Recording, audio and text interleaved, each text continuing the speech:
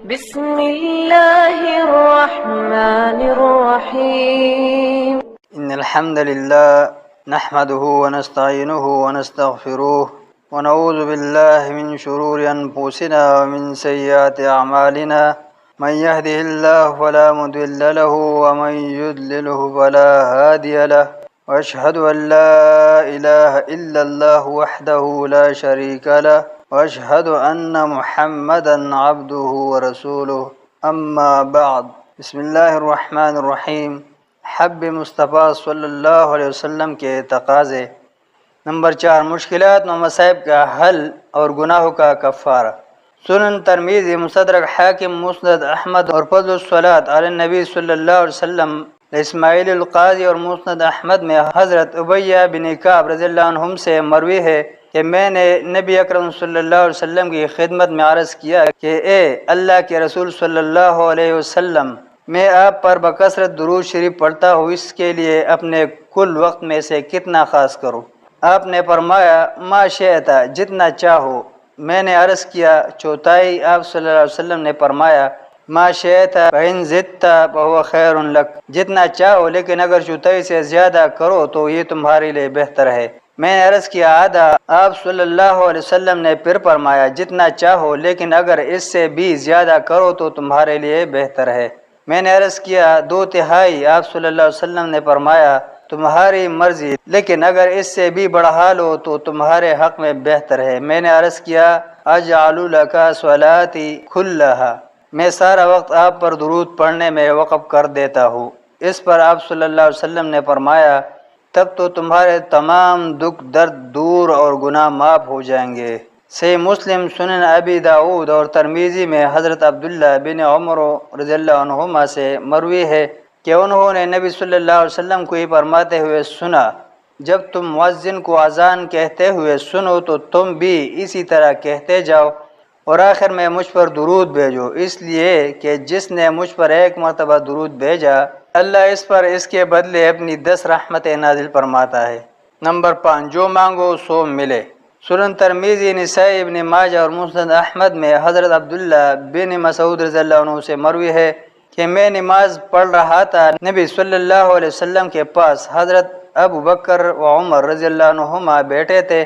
جب میں نے بیٹھ کر اللہ تعالیٰ کی حمد و ثنا بیان کی، پھر نبی کریم صلی اللہ علیہ وسلم پر درود پڑھا اور پھر اپنے لیے دعا مانگی تو نبی اکرم صلی اللہ علیہ وسلم نے فرمایا مانگو اور پاؤ، مانگو اور پاؤ. نمبر 6، سلام الہی کا انعام بے بدل. سنن کبریٰ، بہقی، مسند احمد، مستدرک حاکم اور فضل الصلاۃ للقاضی اسماعیل میں حضرت عبد الرحمن بن عوف رضی اللہ عنہ سے مروی ہے کہ نبی اکرم صلی اللہ علیہ وسلم گھر سے نکلے اور کھجوروں کے ایک باغ میں داخل ہو گئے. وہ آپ صلی اللہ علیہ وسلم سرب سجود ہوئے اور اتنا لمبا سجدہ کیا کہ میں ڈر گیا مبادا آپ صلی اللہ علیہ وسلم کی روح قبض کر لی گئی ہو. میں نے قریب ہو کر دیکھا تو آپ صلی اللہ علیہ وسلم نے سر اقدس کو اٹھایا اور مجھ سے پوچھا. حضرت جبرائیل علیہ السلام نے آ کر مجھ سے کہا کیا میں آپ کو خوشخبری نہ دوں کہ اللہ تعالیٰ نے آپ صلی اللہ علیہ وسلم کے لیے پیغام دیا ہے کہ جس نے آپ صلی اللہ علیہ وسلم پر درود بھیجا میں اس پر رحمتیں نازل کروں گا اور جس نے آپ صلی اللہ علیہ وسلم پر سلام بھیجا میں اس پر سلام بھیجوں گا.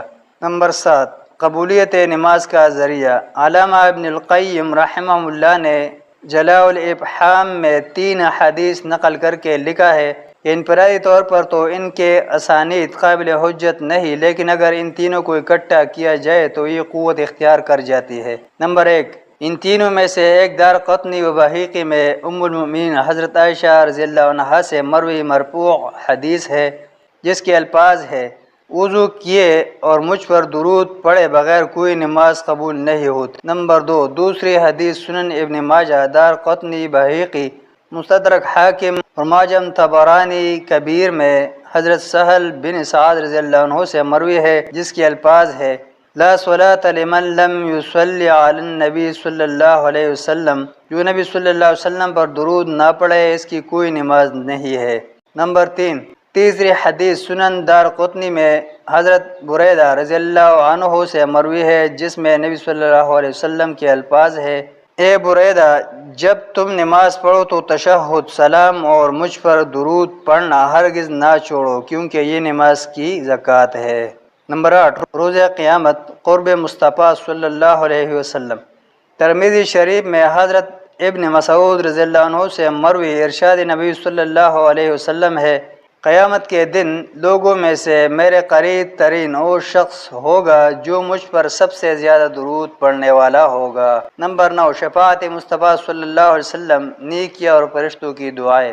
فضل الصلاۃ علی النبی میں اسماعیل القاضی نے ایک روایت بیان کی ہے جس میں حضرت عبداللہ بن عمرو رضی اللہ عنہما سے مروی ارشاد نبی صلی اللہ علیہ وسلم ہے، جس نے مجھ پر درود بھیجا یا میرے لیے مقام وسیلہ کا سوال کیا، قیامت کے دن اس کے لیے میری شفاعت و سفارش پکی ہو گئی۔ معجم طبرانی کبیر میں حضرت ابو الدرداء رضی اللہ عنہ سے مروی ارشاد نبی صلی اللہ علیہ وسلم ہے، جس نے ہر صبح 10 مرتبہ اور ہر شام 10 مرتبہ مجھ پر درود پڑھا، وہ قیامت کے دن میری سفارش کا حقدار ہوگا۔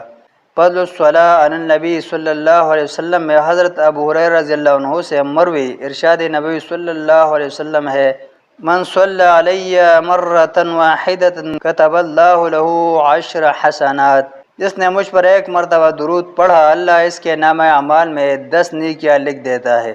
فضل الصلاۃ علی النبی صلی اللہ علیہ وسلم ہی میں حضرت ربیع رضی اللہ عنہ سے مروی ارشاد نبی صلی اللہ علیہ وسلم ہے، جب کوئی شخص مجھ پر درود پڑھتا ہے تو جب تک وہ درود پڑھتا رہتا ہے فرشتے اس کے لیے دعائیں مغفرت کرتے رہتے ہیں، اب چاہے وہ کم پڑھے یا زیادہ پڑھے۔